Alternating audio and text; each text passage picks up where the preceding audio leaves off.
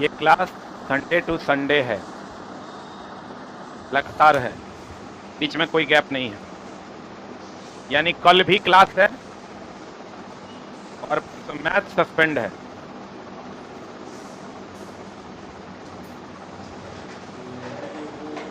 आ जाओ इधर। हम लोग कल थे हीट चैप्टर पे ना, हीट एंड टेम्परेचर। आ जाओ इधर। हम लोग दोस्त मेरे क्या पढ़े हैं कि कल की क्लास में हमने क्या पढ़ा था, याद कीजिए कि जल का आयतन कितने डिग्री सी पर अधिकतम था? 4 डिग्री सी पर। कितना डिग्री सी पर आयतन न्यूनतम था? आयतन और इधर क्या था? ताप। आयतन कितना डिग्री सी पर न्यूनतम था? 4 डिग्री सी। और घनत्व तो कितना पर महत्तम था? कितना पर? 4 डिग्री सी पर घनत्व तो क्या था? क्या था? महत्तम था। घनत्व तो 4 डिग्री सी पर क्या था? महत्तम था। ध्यान देना, आयतन कितना डिग्री सी पर न्यूनतम? 4 डिग्री। और घनत्व तो कितना डिग्री सी पर महत्तम? 4 डिग्री सी। डिग्री सी पर ना, तो लड़का को जैसे मिलता है H2O का अधिकतम घनत्व तो कहता है 4 डिग्री फ़ारेनहाइट। आंसर। ये मामला हो जाता है चला गड़बड़, क्योंकि यहाँ फ़ारेनहाइट है और यहाँ क्या है? Degree C. अब 4 डिग्री घनत्व तो महत्तम होता है, अधिकतम होता है 4 डिग्री सी पर, लेकिन 4 डिग्री सी है। यहाँ ऑप्शन में क्या दे दिया? 4 डिग्री फ़ारेनहाइट। तो आपको बदलना होगा। बदलने के लिए फॉर्मूला लगाना होगा, C - 0 बटा 100 - 0 F - 32 अब बटा 212 - 32। और यहाँ डिग्री सी के जगह पर 4 देना होगा। 4 - 0 है तो 4 है, अब बटा 100 बराबर F - 32 अब बटा 180। 1 0 1 0 गया। बोला रे 18 चौका 72। F बराबर कितना आ जाएगा? 39.2 डिग्री फ़ारेनहाइट। यहाँ आंसर ये होगा, ना कि ये होगा। समझ में आया कि नहीं? जल्दी से लिख। हड़बड़ा के मारिएगा तो कितना डिग्री सी मार दीजिएगा? 4 डिग्री सी।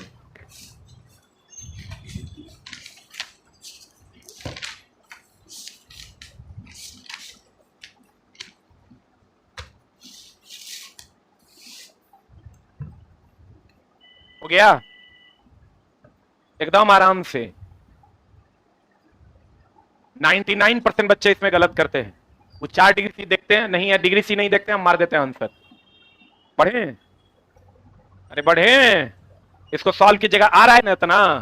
39.2। अगला पर चलते हैं। यदि जल को 10 से 0 तक ठंडा किया जा रहा है तो आयतन घनत्व तो दोनों की बात कर रहा है। कल हम पढ़ाए थे, आपको याद है? ये कितना डिग्री सी? इधर आयतन है कि घनत्व है? अगर ऐसा लेंगे तो कितना डिग्री सी? इधर आयतन है कि घनत्व है? तो भैया कितना से कितना कह रहा है? 0 से कितना? 10। 0 डिग्री सी है, 0 डिग्री सी है। और 0 से कितना कह रहा है? 10 डिग्री सी। बताओ क्या होगा?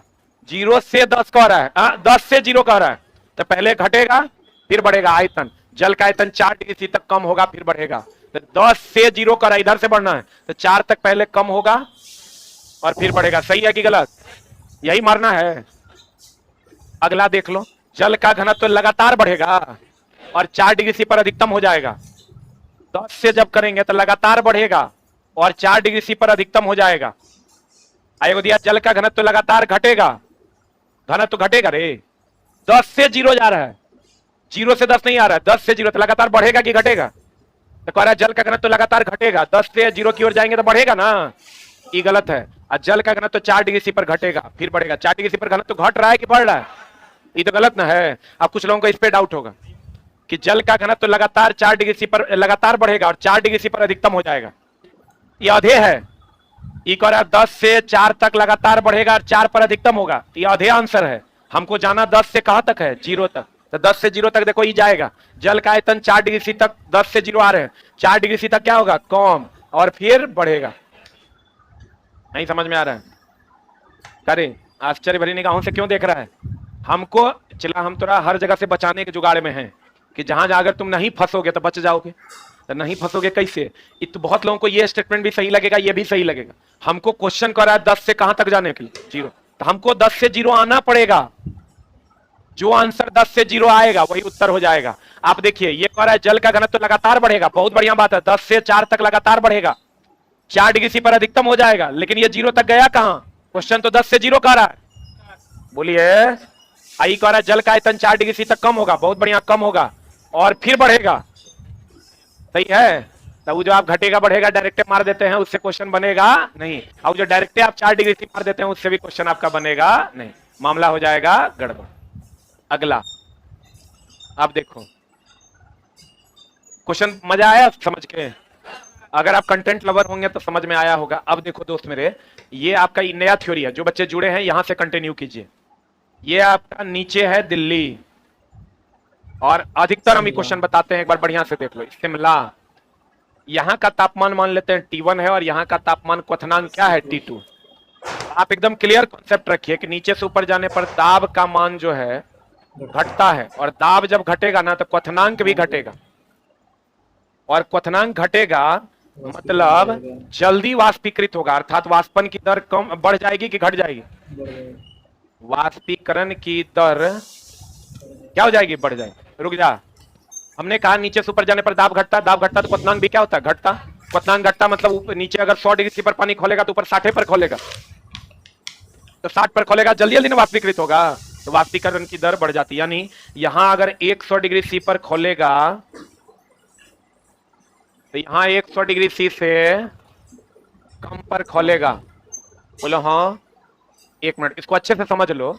हमने कहा कि नीचे से ऊपर जाने पर, आपको ये पता है ना कि नीचे से ऊपर जाने पर समुद्र तल से ऊपर जाने पर दाब घटता है कि बढ़ता है? घटता है।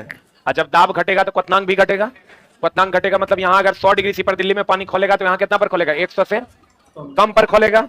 अगर यहाँ T1 है और यहाँ T2 है तो T1 बड़ा होगा और T2 क्या होगा? छोटा। जल्दी से लिख।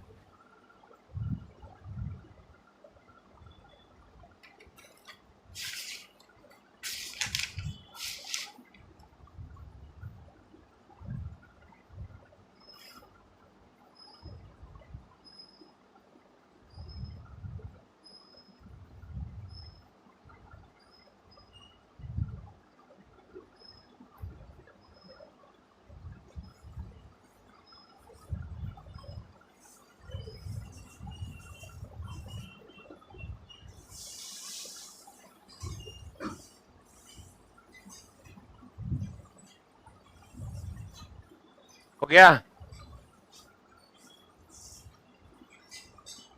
एकदम आराम से चला। सीखने के दृष्टिकोण से भी हम दिए हैं। पता चला खूब हल्ला किए 10 दिन 10 कक्षा, सीखे कुछ नहीं, तो फिर बच्चा मेरे पास आएगा? फिर बुलाएंगे तो नहीं आएगा। इसलिए बढ़िया से सिखा देंगे तो फिर बुलाएंगे, फिर आएगा, फिर पढ़ेगा।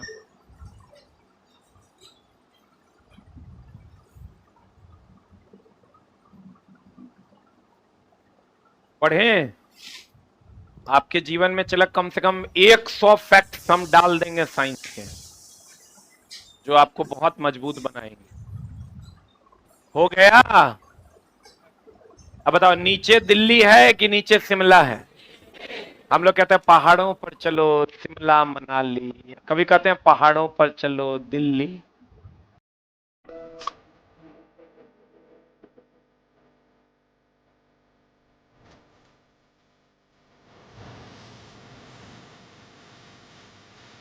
नीचे दिल्ली है कि नीचे शिमला है? हम लोग कहते हैं पहाड़ों पर चलो शिमला मनाली, कभी कहते हैं पहाड़ों पर चलो दिल्ली, क्योंकि शिमला कहाँ है? पहाड़ पर। तो नीचे से ऊपर जाने पर दाब घटता है तो क्वथनांक भी क्या होता है? घटता है। वाष्पीकरण की दर क्या हो जाती है? बढ़ जाती है। वाष्पीकरण की दर बढ़ जाती है, जल्दी जल्दी वाष्पीकृत होगा कि धीरे धीरे? यहाँ अगर पानी 100 पर खोलेगा तो यहाँ कितना पर? 100 से कम। क्लियर? एक चीज ध्यान रखना दोस्त मेरे, पढ़ाते पढ़ाते पढ़ा ही देते हैं। वाष्पीकरण कभी पानी का किए हो? नहीं किए हो? वाष्पीकरण हर एक ताप पर होता है। पानी को कुछ मत करो, चढ़ा दो और तनी आग दो, भाप बन के उड़ना शुरू हो जाएगा। बोलो हाँ। तो वाष्पीकरण हर एक ताप पर कि एक ताप पर? वाष्पीकरण हर एक ताप पर। बोलो हाँ। वाष्पीकरण एक ताप पर कि हर एक ताप पर? अब बताओ, गर्मी में ज्यादा ना होगा तो वातावरण पर निर्भर करता है कि नहीं करता है? हाँ। क्षेत्रफल थाली में ले लो और लोटा में ले लो, ज्यादा वाष्पीकरण कहाँ होगा? थाली में। तो भैया वाष्पीकरण क्षेत्रफल पर निर्भर, वाष्पीकरण क्षेत्रफल पर निर्भर कर, थाली में ज्यादा होगा कि कम करता है। क्वथनांक का नाम सुने हो? जैसे देखो, जल का क्वथनांक कितना डिग्री सी? 100 degree C. हर एक ताप पर होता है कि यह निश्चित ताप होता है? हाँ, क्वथनांक का मतलब होता है खोलना। क्वथनांक का मतलब खोलना। ये निश्चित ताप होता है, जैसे जल का 100 डिग्री सी, जैसे टंगस्टन का 3380 डिग्री सी। लेकिन बताओ किसी का वाष्पीकरण बिंदु आप जानते हैं? क्योंकि वो होबे नहीं करता, वो हर एक ताप पर होता है। जल्दी लिख।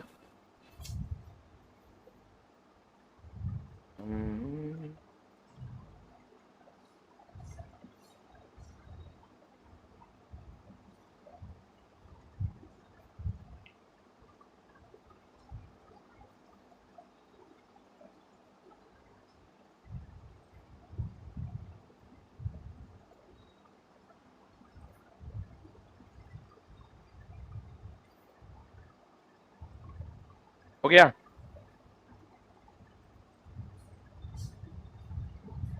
हुआ? समझ में आया कि नहीं? वाष्पीकरण एक ताप पर कि हर एक ताप पर? बहुत बढ़िया बात। और क्षेत्रफल पर निर्भर करेगा, वातावरण पर निर्भर करेगा, क्वथनांक निश्चित ताप पर कि हर एक ताप पर? निश्चित ताप पर। बहुत बढ़िया। अब यहां देख लीजिए क्या है। यदि दिल्ली T1 है, ये देखिए दिल्ली क्या है? T1। शिमला का क्वथनांक, और T2 शिमला के पानी का क्वथनांक है। तो बताइए आंसर क्या हो जाएगा? T1 बड़ा कि T2 बड़ा? T1 पर 100 डिग्री सी अगर यहां होगा तो 100 से कम यहां होगा। T2 छोटा। आंसर बता दीजिए क्या हो जाएगा? बी फॉर बॉल ना। अगले में चलें। अगला प्रश्न आपके स्क्रीन पर यह है। वह तापी, क्वेश्चन है चला अजीबोगरीब पूछ दिया था 2014 में। क्वेश्चन था, वह ताप जिस पर वायु के दिए गए आयतन में वास्तव में उपस्थित वाष्प द्वारा यह वायु संतृप्त हो जाती है, इसी को कहते हैं हम ओस बिंदु। अब देखो ये क्या है। वह ताप जिस पर वायु के दिए गए आयतन में वास्तव में उपस्थित वाष्पन द्वारा वायु संतृप्त हो जाती है, अर्थात वायु द्रव में बदल जाती है। वायु किस में बदल जाती है? अभी देखो ओस क्या होता है। जब वातावरण की वायु ठंडे के मौसम में ठंडा होकर पानी का रूप ले लेती है, उसी को हम लोग क्या कहते हैं? ओस। अच्छा, अभी ओस बनता है क्योंकि अभी ठंडापन नहीं है। जब उस टाइम ठंडा रहता है तो वायु का जो मॉइस्चर रहता है उसको वो ठंडा करके पानी में बदल देता है, तो वही क्या बन जाता है? ओस। और उसी बिंदु को कौन बिंदु कहते हैं? ओस बिंदु।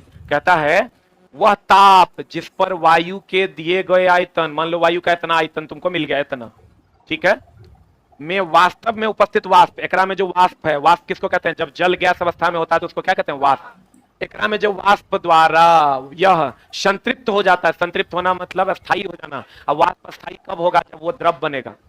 वाष्प स्थायी कब होगा?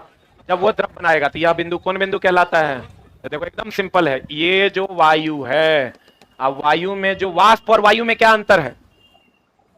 वायु हवा है और वाष्प जल को बूंदों में तोड़कर जो बनता है वो वाष्प है। कभी वायु को वाष्प कहते हैं। अभी अगर पानी का फव्वारा टाइप का आने लगे गरम गरम तो हम लोग क्या कहते हैं? वाष्प है। तो ये जो वायु के कण है, इसमें जो ये वाष्प है, वायु के कण में देखिएगा, समझने की कोशिश कीजिएगा। ये जो वाष्प है, ये जो वाष्प है, ये क्या है दोस्त मेरे? वाष्प है। क्या है? ये वाष्प जो है, उपस्थित वाष्प द्वारा वायु संतृप्त होता है। वायु संतृप्त, संतृप्त होना मतलब वाष्प का किसमें बदल जाना? वाष्प का किसमें बदल जाना? द्रव में। अब वाष्प का द्रव में बदलने से क्या बन जाएगा? ठोस बन जाएगा। वाष्प जब द्रव में बदलेगा तो ये क्या बन जाएगा? पानी बन जाएगा रे। अब पानी को ही हम लोग क्या कहते हैं? ओस। और इस बिंदु को कौन बिंदु कहते हैं? ओस बिंदु। जल्दी से लिख।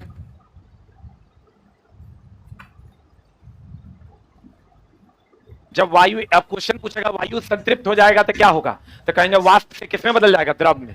अब वाष्प से द्रव में बदल जाएगा और इसी बिंदु को कौन बिंदु कहते हैं? ओस बिंदु।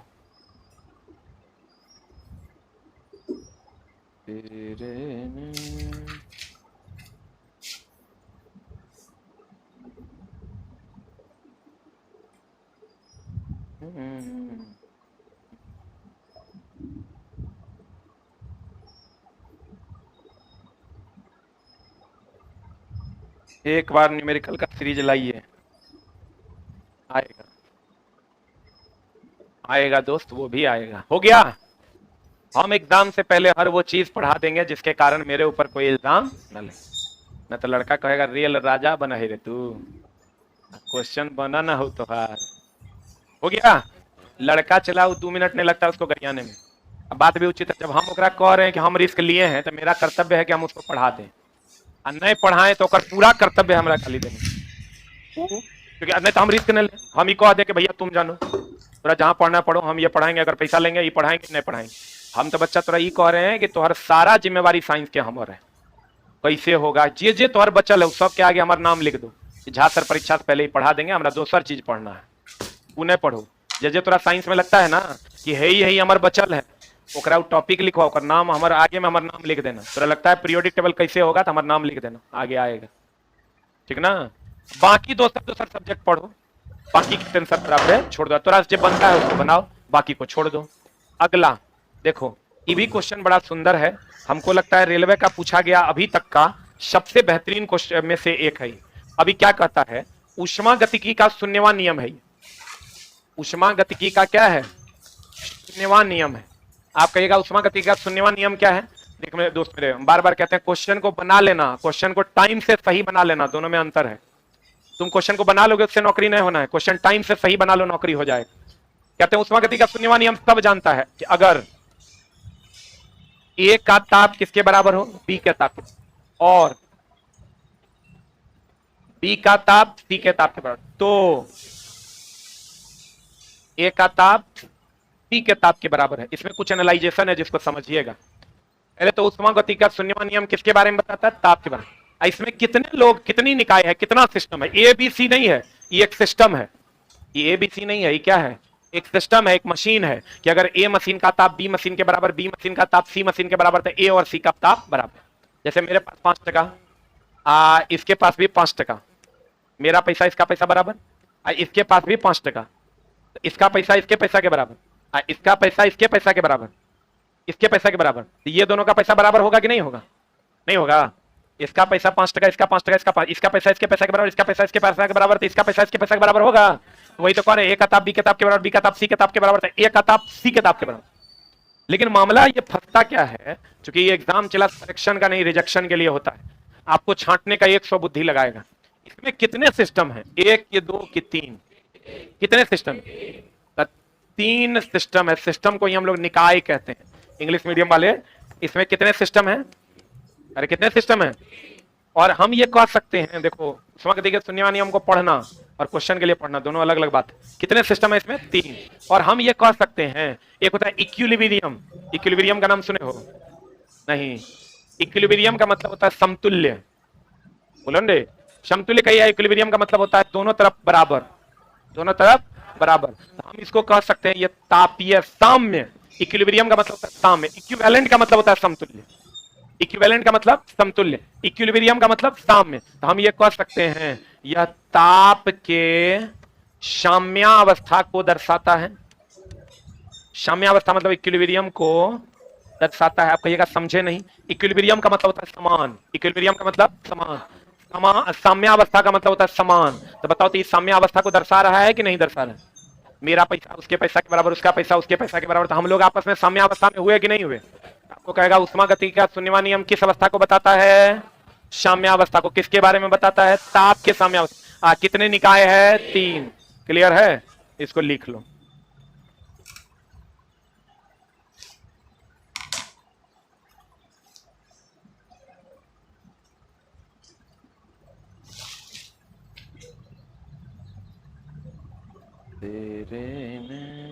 जल्दी लिख।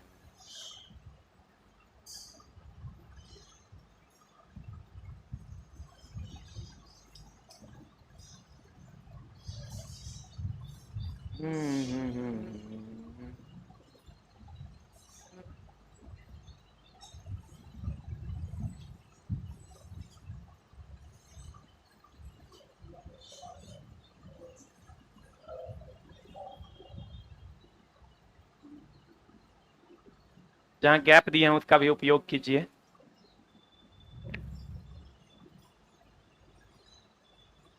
चला 1-2 क्लास बढ़ जाएगा, कोई दिक्कत ना, पक्का ना। हाँ, रेगुलर ही रहने दें। वाह, इतना उच्च विचार लाता कहां से रे। ये चला थोड़ा की लगता है कि मतलब कुछ टिक टिका दिया, कुछ थोड़ा पढ़ा रहे हैं। प्रॉपर कंटेंट जो तुम्हारे लिए जरूरी है वही पढ़ा रहे, ताकि तुमको लगे हर क्लास मेरे लिए उपयोगी है। हो गया। अब आ जाओ दोस्त मेरे, कितने सिस्टम होंगे, कितने, सब एक दूसरे से साम्यावस्था में होगा। बहुत बढ़िया बात।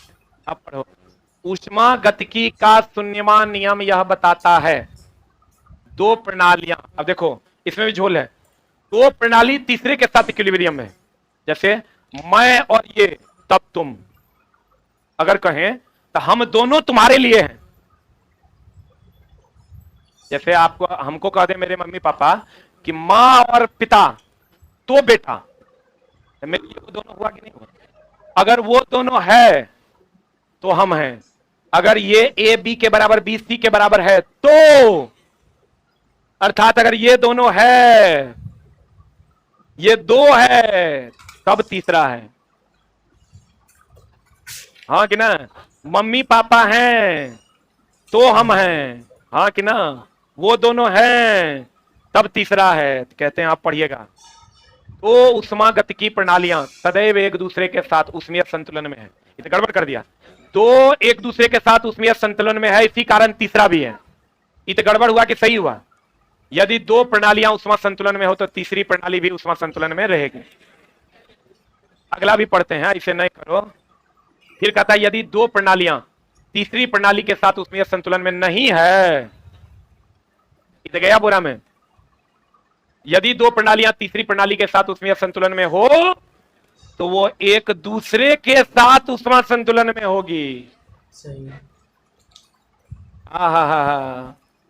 जब ये दो प्रणालियां आपस में ऊष्मीय संतुलन में हो तो तीसरी सब एक दूसरे के साथ ऊष्मीय संतुलन में हो।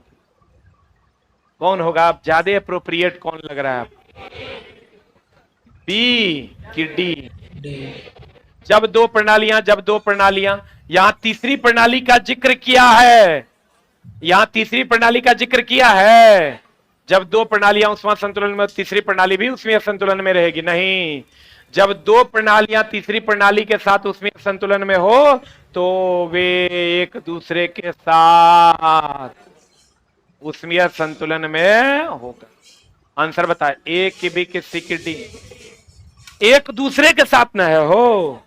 हम, मेरे मम्मी मेरे पापा एक दूसरे के साथ न संतुलित हैं कि अकेले अकेले संतुलित हैं? What is the answer? D for dog ना? आपको नहीं लग रहा अधिकतर बच्चा यहां भटक जाएगा? आप पिछला क्वेश्चन में आपको नहीं लग रहा था अधिकतर बच्चा 4 डिग्री फ़ारेनहाइट मार देगा? बोलन रे, वही सबसे चला तो रब बचाना है अगला। लेकिन जब नौकरी हो जाएगा ना, कहेगा इसके जाऊ क्या पढ़ाएगा, ओकरा पढ़ाने आता है, बाप पगला है वो जी। कौन कौन कमेंट्स करेगा जे हम कभी सपने में भी नहीं सोचे थे। चला, हमार तो हर जीवन में कोई योगदान नहीं है, हम मानते हैं, लेकिन तू, तेरे में समझने की कैपेसिटी है, इसीलिए हम इतना टफ चीज समझा पा रहे हैं। लेकिन ऐसा भी नहीं है कि साफे नहीं है, 1% हम करिए देंगे, थोड़ा सा लास्ट में मनवा लेंगे कि हाँ गुरुजी हमारा 5 गो क्वेश्चन हम ज्यादा बनाए इसलिए मेरा काम हुआ। अब गौर फरमाना, एक बात बताओ, तुम बताओगे, अगर मान लो ये बर्फ है, बर्फ है, बोलो रे, एक पिघला देते हैं, पिघला देंगे तो अगर हाइट घटेगा कि बढ़ेगा? घटेगा। एकरा में अभी कौन ऊर्जा होगा? हाइट है, एकरा में कौन ऊर्जा होगा? स्थितिज ऊर्जा। और बताओ, अगर ये पानी है, एकरा हम खौला देते हैं तो खौला के नीचे जाएगा कि खौला के ऊपर जाएगा? तो कौन ऊर्जा होगा? कतिज ऊर्जा? ऊपर जाने के कारण कौन ऊर्जा होगा? Potential energy. हाइट के कारण इसमें कौन ऊर्जा होगा? Potential energy. ये हमेशा ध्यान रखना, गलन और क्वथन में, गल रहा है, खौल रहा है, किस ऊर्जा की भागीदारी होती है? स्थितिज ऊर्जा की। लिख लो एक लाइन, गलन एंड क्वथन। क्वथन मतलब खौलना में पोटेंशियल एनर्जी की, काइनेटिक एनर्जी भी होता है खौलने में, लेकिन वो बहुत कम होता है, भागीदारी होती है।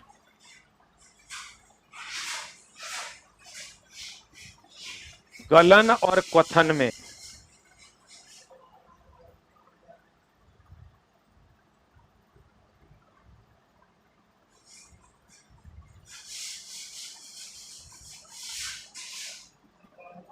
वो लड़का लिखता है, पागल कई प्रकार के होते हैं, आपके जैसे पागल की जरूरत है सर जी।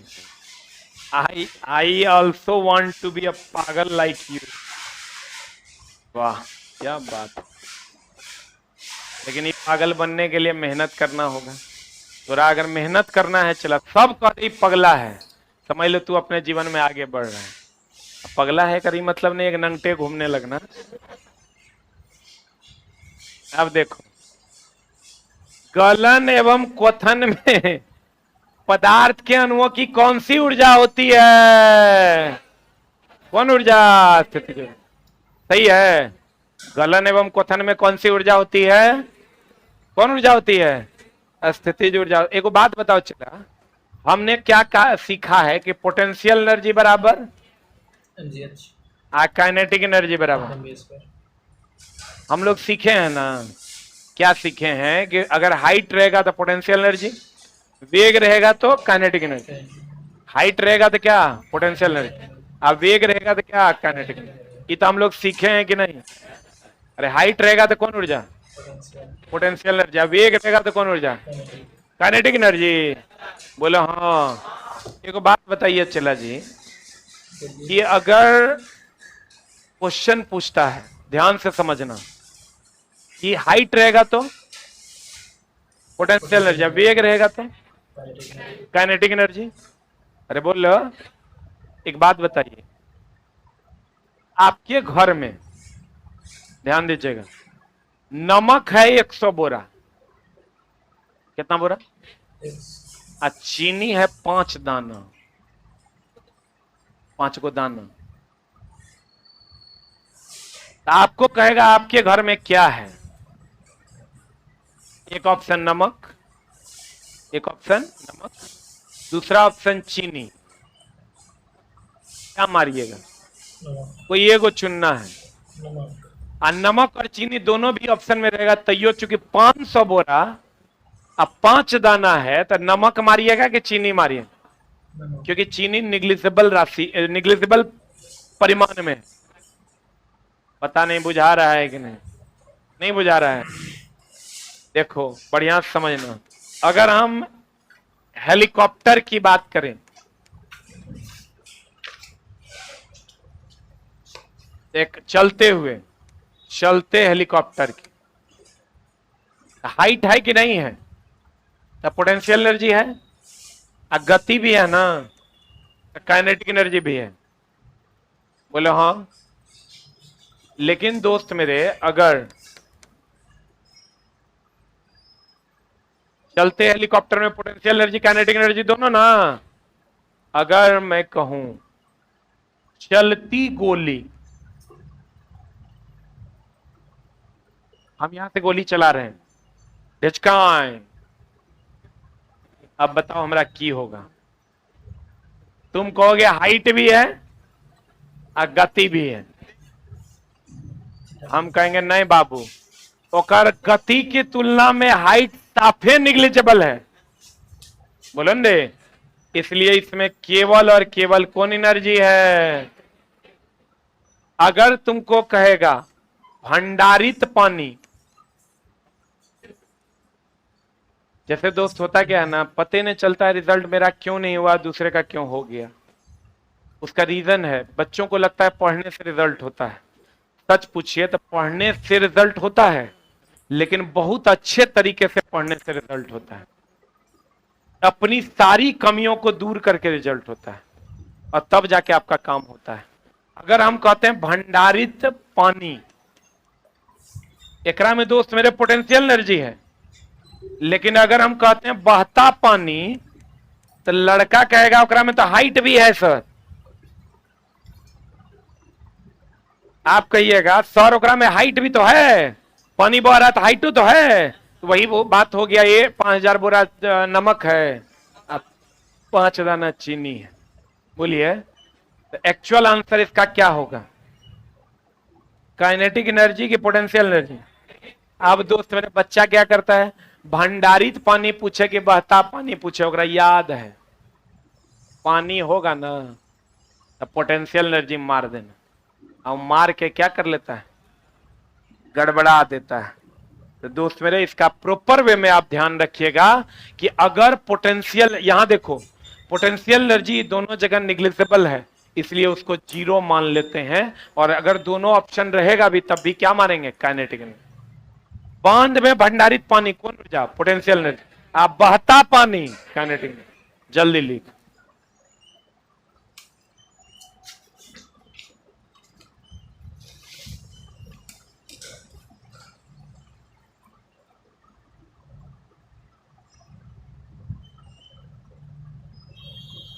इंटर आईटीआई साथ में किया, ठीक है, काम तो कर लिया। इंटर आईटीआई साथ में क्या, सिर्फ आईटीआई की डिग्री लगाओ।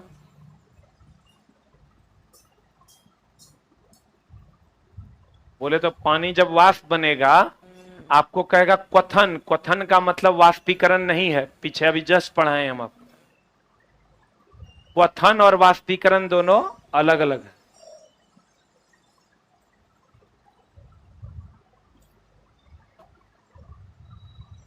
क्या क्या, जो गोरखा खड़ा है, हाँ बोलो।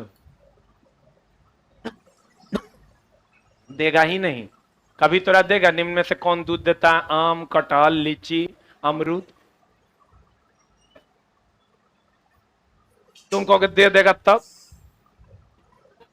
अब अगर कोई माई बाप है, देगा वही ना चला जो दे सकता है। चूस चाटने करो।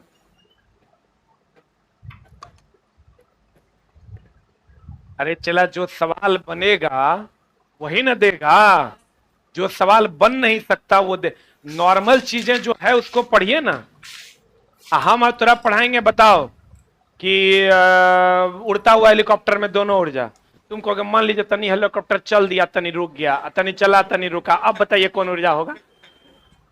अरे दोस्त, पढ़ने के लिए इतनी सारी चीजें हैं कि जबरदस्ती का एक्सपेरिमेंट नहीं करते। हो गया? फिर समझाते हैं। हेलीकॉप्टर में हाइट भी है और गति भी है। तो एक बात बताओ, क्या हेलीकॉप्टर का हाइट निग्लिजिबल है? नहीं। क्या हेलीकॉप्टर की गति निग्लिजिबल है? नहीं। लेकिन बताओ, चलती हुई गोली में हाइट तो निग्लिजिबल है, क्योंकि गति गोली की इतनी ज्यादा होती है और हाइट इतना कम होता है।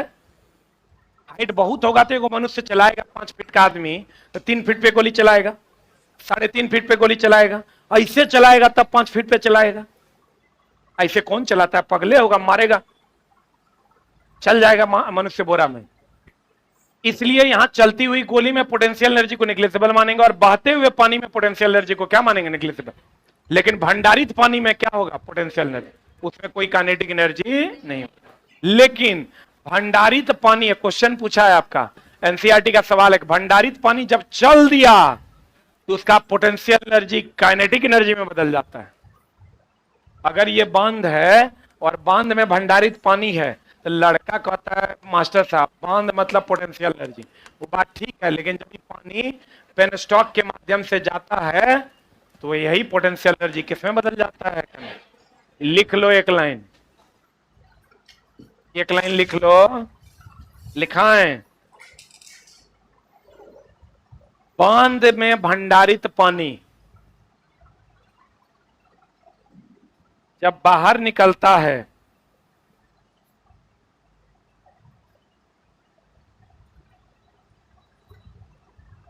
बांध में भंडारित पानी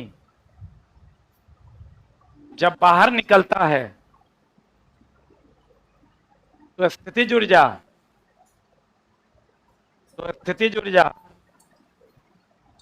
गतिज ऊर्जा में बदल जाती। तो स्थितिज ऊर्जा किसमें बदल जाती है? गतिज ऊर्जा में बदल जाती है। तो स्थितिज ऊर्जा किसमें बदल जाती है? गतिज। क्लियर है? अगला बताओ, ये तो सब मार देगा। ऊनी कपड़ा शरीर को गर्म रखता है क्योंकि वो गर्मी देता है कि लेता है? देता है। ये ऊनी कपड़ा अगर आप पहनते हैं ना दोस्त, ये गर्मी देता लेता नहीं है। आपके शरीर का ताप जो होता है ना वो 37 डिग्री सी है। कितना है? तुम बताओ, अभी रूम का टेम्परेचर 37-38 डिग्री सी है। तो ठंडी के टाइम में बाहर का टेम्परेचर जब 5 डिग्री सी 10 डिग्री सी हो जाता है तो उच्च ताप से निम्न ताप में उष्मा का प्रवाह ना हो सके, इसके लिए हम लोग ऊनी वस्त्र पहनते हैं। और ऊनी वस्त्र उष्मा का क्या है? कुचालक। ये उष्मा देता नहीं है, लेता भी नहीं है, उष्मा को बाहर जाने से रोकता है, और यह उष्मा का क्या है? कुचालक। लिख लो, ऊनी वस्त्र, ऊनी वस्त्र उष्मा का कुचालक है, इसलिए यह शरीर की उष्मा को बाहर जाने से रोका है। शरीर की उष्मा को बाहर जाने से रोका है। अरे चुट्टा लिख दिया, रोका है। यह ऊनी वस्त्र उष्मा न देता है न लेता है। नेक्स्ट पॉइंट, ऊनी वस्त्र न उष्मा देता है न लेता है।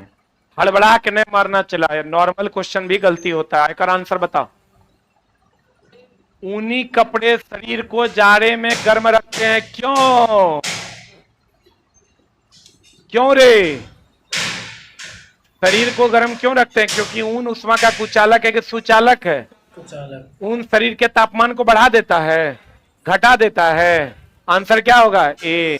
ऊन उष्मा का क्या है? क्या है? कुचालक। क्लियर है? बोलो ना रे।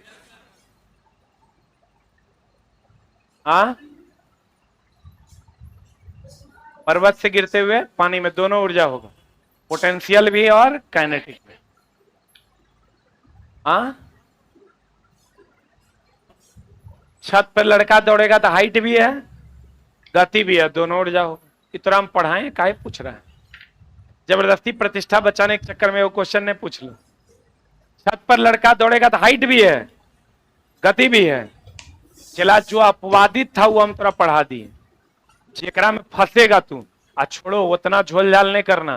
गोली अब बहता पानी काइनेटिक एनर्जी, बाकी सब जगह हाइट है तो पोटेंशियल एनर्जी, वेग है तो गतिज ऊर्जा, दोनों है तो दोनों ऊर्जा, और दोनों में से कोई नहीं है तो कोई ऊर्जा। अपवाद दुए गो है। चलती हुई गोली में कौन ऊर्जा? Kinetic energy. अब बहते हुए पानी में कौन ऊर्जा? Kinetic energy.